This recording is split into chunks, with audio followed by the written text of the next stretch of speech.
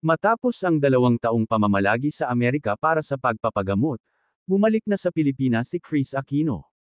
Ibinahagi ng official fan account ni Kris sa X, dating Twitter, ang Instagram story ng fashion designer at malapit niyang kaibigan na si Michael Leyva noong Biyernes. Makikita rito ang tanawin ng paliparan mula sa loob ng eroplano. Touchdown, Hello Manila, ayon sa caption. Salamat sa Diyos sa iyong ligtas na paglipad. Maligayang pagbabalik sa Pilipinas. Naway gumaling ka, komento ng isang user. Nag-post din si Michael ng Instagram story na may caption na, I'm so back, na may oras na 5:03 AM. Noong Huwebes, inanunsyo ni Kris na uuwi siya upang simulan ang pangalawa niyang immunosuppressant infusion.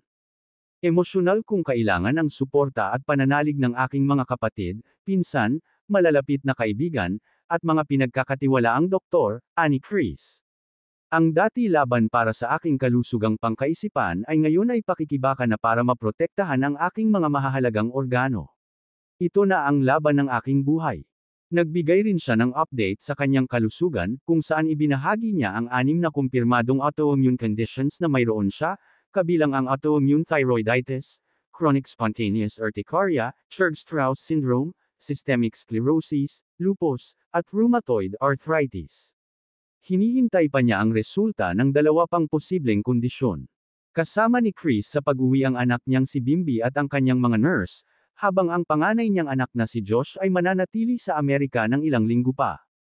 Noong Hunyo, ibinunyag ni Kris na mayroon siyang bagong nobyo, isang doktor na nakabase sa Makati City. Siya ang isa sa mga dahilan kung bakit ako kampanteng makakauwi, dahil alam kong may tutulong sa akin, sabi niya. Noong 2022, inihayag ni Kris na mananatili siya sa ibang bansa ng higit 1 taon para sa kanyang pagpapagamot.